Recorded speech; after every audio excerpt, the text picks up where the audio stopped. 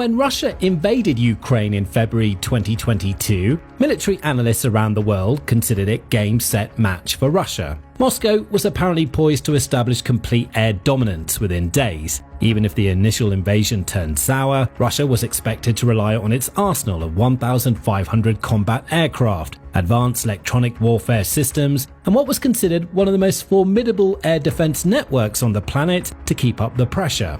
By contrast, Ukraine had fewer than 100 operational Soviet-era fighters and aging air defenses that seemed hopelessly outmatched. Fast forward to 3.5 years later, and Russia's failure to exert air supremacy over Ukrainian skies is about to become an even bigger problem.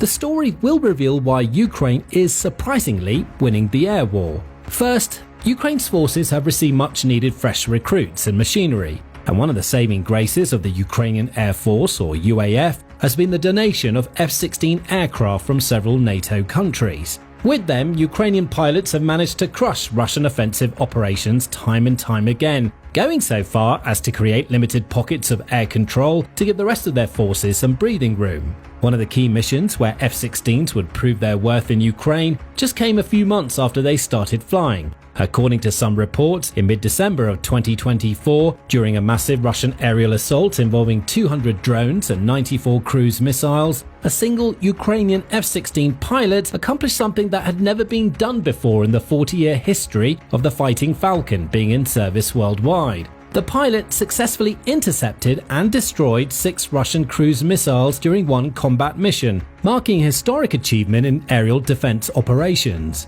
Armed with only 4 air-to-air missiles, 2 medium-range and 2 short-range, the pilot first used the longer-range weapons to take out the initial targets with surgical precision. But then came the truly audacious part of the mission. After expending all 4 missiles, the pilot spotted another Russian cruise missile heading directly toward Kyiv. With no missiles left and fuel running low, most pilots would have disengaged and returned to base. But this Ukrainian pilot made a different choice. He decided to engage using the aircraft's autocannon and sought out a target moving at over 400 miles per hour in the sky. Matching its altitude, he fired when the aircraft was roughly 1/3 of a mile away. The cruise missiles in question carry anywhere from 250 to 1,000 pounds of explosive material in their warheads. If one detonates while an aircraft is closing in with guns, the explosion and debris field can easily destroy the entire plane. Thus, for an autocannon engagement, something that's already extremely rare in modern aircraft dogfighting, pilots would need to come in at an angle to avoid being fragged by explosive debris. The pilot fired several precision bursts from the M61 Vulcan cannon, just as NATO instructors had taught during training simulations done over the previous 18 months before the planes were actually transported to Ukraine. A post-flight analysis revealed 2 missiles had been flying in a vertical line next to each other in a tactical stacked configuration, made to appear as a single target to defenses and reducing the chance of a successful counterattack. The pilot destroyed both with a single gun run. This was the first time in history that a Ukrainian F-16 pilot had used the aircraft's cannon against cruise missiles in actual combat, as everything prior had been limited to simulator training and considered practically infeasible in real-life scenarios. Even American officials and experienced pilots were impressed by how Ukrainian pilots could handle aircraft that they had only access to for less than 4 months by that point. So, how did Ukraine go from having an air force that was expected to be destroyed in days to dominating the skies with a handful of Western fighter jets that other nations were ready to mothball? Well, the journey began with years of desperate requests for modern fighters. When F-16s finally started arriving in August 2024, skeptics pointed out that they were older Block 10 and Block 15 variants, aircraft that had accumulated high flight hours and lacked the advanced capabilities of newer models. These weren't cutting-edge warplanes fresh off the production line. They were aircraft that NATO countries like the Netherlands, Belgium and Denmark were actively phasing out as they transitioned to 5th-generation F-35s. In short, the airplanes would either have gone to scrap metal, sit somewhere in cold storage for years or decades, be decommissioned for showcase pieces in museums, or be sold or donated to countries that lacked even that previous generation of aircraft. When NATO realized that Russia wasn't going to suddenly stop being aggressive against Ukraine and the West as a whole, the last option seemed the most logical. And even then, it took roughly 18 months since the invasion began to get actual confirmations that the aircraft would be sent to Ukraine. But these hand-me-down fighters have been transformed into something far more capable than their original specifications would suggest. Ukraine's F-16s, primarily Block 15 and Block 20 midlife update variants supplied by European allies, feature enhanced avionics such as improved mission computers and targeting pods, enabling precision strikes and integration with modern NATO standard weapons. Now, before any aircraft left for Ukraine, it had to undergo these extensive modifications that brought them closer to current NATO standards, or what an active service F-16 needed to be. These were the closest things to F-22 or F-35, but on the older platform.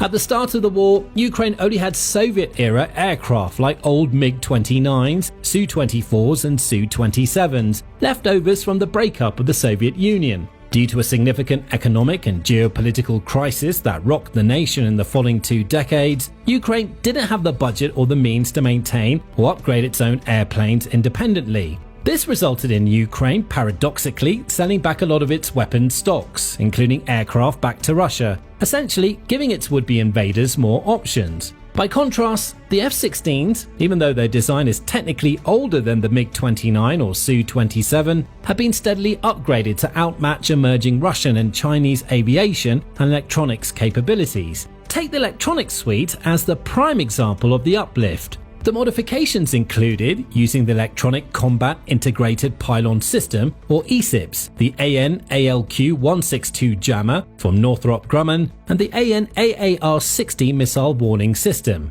These enhancements were specifically configured to ensure the Fighting Falcons being provided to Ukraine would be effective against evolving Russian threats in the aerial and electromagnetic spectrums. American specialists reprogrammed the threat libraries and updated the integrated pylon systems to Thermopids Plus and ECIPS Plus. These systems should ideally provide enough missile warning while being able to deploy additional flares to reduce the odds of inertial and infrared systems successfully targeting the planes. But here's where things get technically interesting. The F-16s Ukraine received aren't equipped with the latest radar systems. The AN/APG-68 Pulse Doppler radar, carried by the Vipers Ukraine is receiving, while an upgrade from the MiG-29 and Su-27 is still outclassed in detection range by Russia's best fighters. This creates a challenge when facing advanced Russian aircraft, like the Su-35. Ukrainian strategists worked around this limitation through clever integration with other systems. The setup allows the Ukrainian Air Force to use AIM-120 AMRAAM air-to-air missiles with operational ranges of around 120 miles, with Swedish long-range radar aircraft effectively compensating for the older onboard radars on the F-16s. By combining airborne early warning platforms with the F-16's weapon systems, Ukraine created a networked air defense capability that maximizes the strengths of each component while minimizing the need for the true cutting-edge and expensive tech.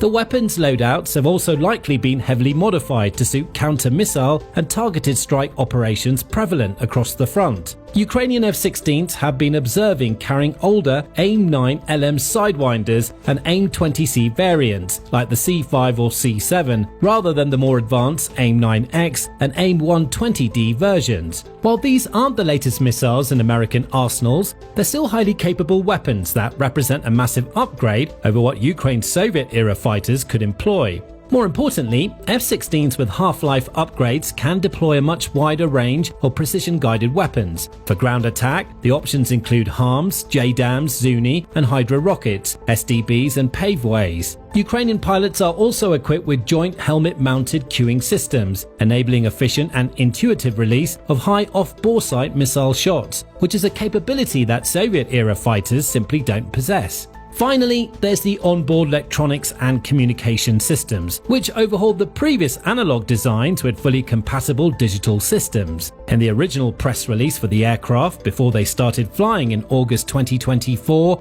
the F-16AM sent from Denmark, the Netherlands and Norway had purportedly already received numerous modifications, including new advanced core and fire control computers, advanced aircraft interrogators, JHMCS, Sniper XR advanced FLIR targeting floating pods, NATO-linked 16 data link giving shared battle space situational awareness, and glass cockpits with 3 large multi-function color displays. When you combine all of these, you get a complete operational transformation from a dedicated fighter jet into an all-purpose aircraft meant to be adaptable and used whenever and wherever possible. When comparing a Soviet-era MiG-29 to these upgraded F-16s, you're looking at the difference between analog and digital warfare. The situational awareness alone gives Ukrainian pilots an overwhelming advantage in combat. One of Ukraine's top F-16 pilots, known only by his call sign AB, also described the transformation to American military analysts. AB earned his wings flying Soviet-built MiG-29s well before Russia seized Crimea in 2014. He's personally transitioned from Soviet systems to Western fighters and seen firsthand how the F-16 has changed the war. AB described how his wing and other Ukrainian units achieved hundreds of successful air-to-air engagements, intercepting Russian cruise missiles and Iranian-designed Shahed-Joran drones, systems that function as long-range precision-guided cruise missiles. The small fleet of F-16s he helps command has completely taken over Ukraine's air operations, flying the vast majority of combat sorties despite representing only a fraction of Ukraine's total aircraft inventory.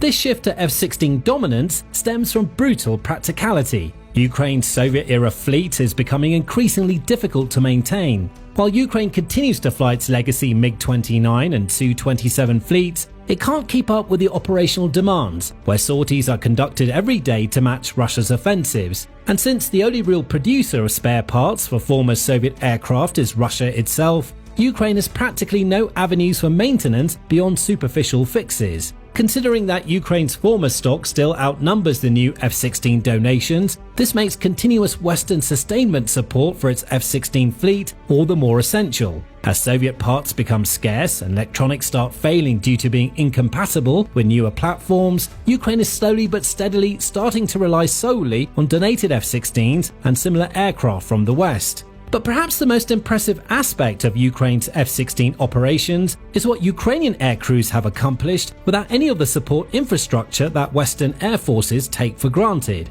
In the absence of formal training pipelines, established tactics, techniques and procedures, or US contractor support, Ukrainian pilots and ground crews have needed to quickly learn how to maintain, arm and employ the aircraft effectively, developing innovative new tactics to maximize the F-16's lethality and survivability. They're writing the playbook as they go, pioneering concepts that US Air Force planners have theorized about for years but never tested under actual combat conditions. Take agile combat employment, for example. It's a US Air Force concept designed to keep air operations running even when main bases come under attack. The idea is to operate from dispersed airfields, relocate frequently, and maintain sortie rates with minimal infrastructure.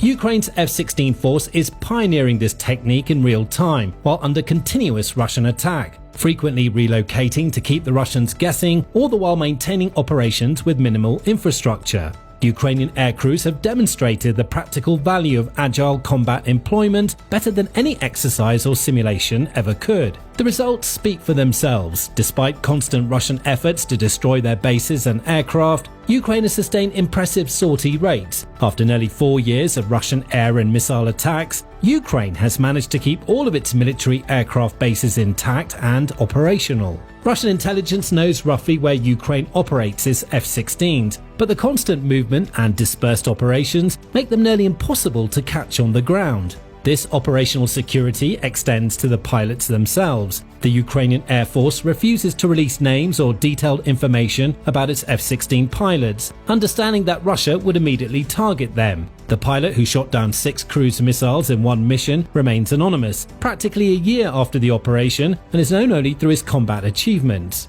But flying F-16s in combat against Russia takes more than sheer aircraft performance on paper and clever tactics. AB said Russian electronic warfare capabilities are increasingly challenging, with jamming, spoofing and interference that must be overcome daily. Russia has deployed some of the world's most sophisticated electronic warfare systems, designed specifically to blind, confuse and disrupt NATO aircraft. Every sortie requires Ukrainian pilots to navigate through this electronic maze while simultaneously tracking multiple threats. The F-16's advanced radar and targeting systems help cut through Russian electronic warfare, but it's still a constant battle in the electromagnetic spectrum. AB stressed an urgent need for more effective electronic warfare systems, particularly those catered toward countermeasures. These would allow Ukraine to focus on conducting missions and hitting targets rather than evading defenses. The F-16s are also running into a bit of a missile problem. Most of the missile variants Ukrainian F-16s carry have effective ranges between 20 and 50 miles, which is roughly half the range of Russia's R-77 missiles. As such, Ukrainian pilots need to get much closer to engage than Russian aircraft do, putting themselves at greater risk.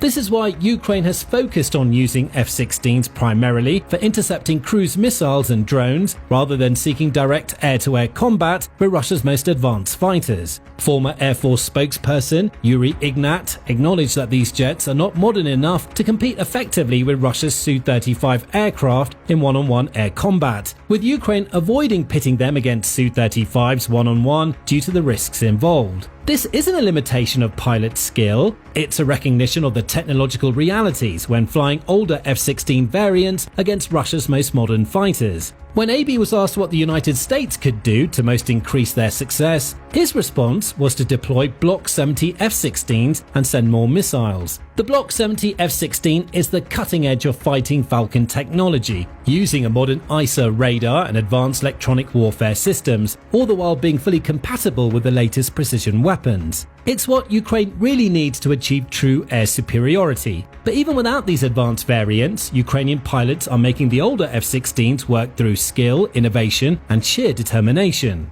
However, the impact of F-16s extends far beyond individual combat missions. Before F-16s arrived, Russian bombers could operate with relative impunity, launching cruise missiles from deep inside Russian airspace. Russian attack aircraft could support ground operations near the front lines without significant air-to-air threats. Ukraine's air defense was purely reactive, shooting down incoming missiles and drones after they'd already been launched. The F-16s are primarily being used to actively intercept Russian drones and cruise missiles, with notable successes showcasing the aircraft's potential against certain threats. However, they're also conducting offensive operations, launching precision strikes against Russian command posts, logistic hubs, and air defense systems. The F-16 can carry nearly twice the payload of a MiG-29 and deploy advanced Western munitions without requiring complex modifications. When combined with Ukraine's emerging long-range drone industry, the F-16s have significantly higher penetrative capabilities than would seem on paper.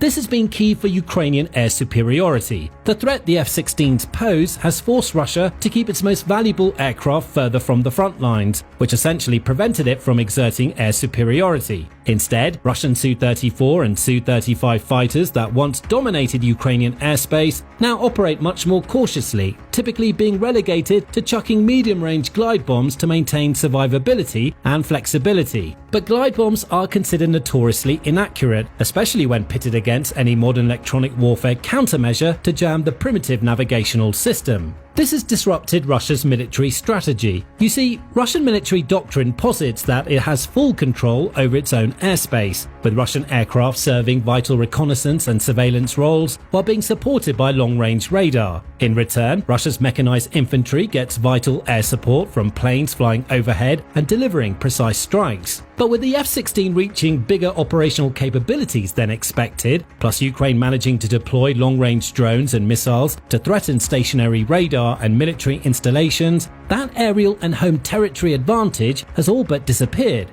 Russian ground forces, already struggling with supply issues and deteriorating equipment, now face the constant threat of precision airstrikes. The military's logistics operations have become exponentially more dangerous and complex, showcased by massive strikes by F-16s and Mirage 2000s, which allowed Ukraine to invade the Russian region of Belgorod months after the famous Kursk incursion. And chances are Ukraine is only going to get more aircraft if the war drags on, and the West continues the same level of support. As more NATO countries transition to 5th generation F-35 Lightning II fighters, a massive inventory of F-16s is becoming available. Norway and the Netherlands have already completely retired their 4th generation fighter jets and have switched to operating F-35s as their frontline tactical fighters. Denmark appears set to be the next European country to fully transition to the F-35 stealth fighter by retiring its F-16s by the end of 2025, with many of those aircraft already sent to Ukraine. Belgium is following the same path, planning to acquire 45 F-35s and replacing its aging F-16s by 2030, with surplus F-16 set to bolster Ukraine's defense. This creates an unprecedented opportunity. The Netherlands, Denmark and Belgium are phasing out their F-16 fleets in favour of the 5th generation F-35 Lightning II, freeing up older airframes for Ukraine. As each country completes its F-35 transition, dozens more F-16s become available for transfer to Ukraine. But it's not just aircraft. These countries transitioning from F-16s to F-35s should open their warehouses for a garage sale. Almost none of these nations' F-16 parts, consumables and maintenance gear will transition over to the F-35, so Ukraine can help clear out their clutter. This includes spare engines, avionics components, weapons pylons, and thousands of other parts that NATO countries no longer need but Ukraine desperately requires. And the rest of Europe could join the party. Turkey is the world's second largest operator of F-16s after the US, with its manufacturer having the license to produce new frames domestically. Turkey has already started upgrading its existing F-16 fleet through domestic means, which includes Block 30, 40 and 50 variants. There are even talks of Turkey purchasing more brand new planes from the US in exchange for sending some of its older stock to Ukraine. The skies over Ukraine have become a proving ground for modern air warfare, where Soviet-era tactics meet Western technology, where electronic warfare determines success or failure, and where individual pilot skills can tip the balance in crucial engagements. Ukraine's F-16 pilots are writing a new chapter in military aviation history, one sortie at a time. And as more F-16s become available from NATO's F-35 transition, Ukraine's air dominance will only grow stronger. Thanks for watching. Now, to find out exactly how Ukraine has been systematically destroying Russia's air defenses and why Russian bombers are now vulnerable even thousands of miles from the front lines, check out this video. And to stay up to date with the war and all matters of global geopolitics, subscribe to The Military Show for daily videos.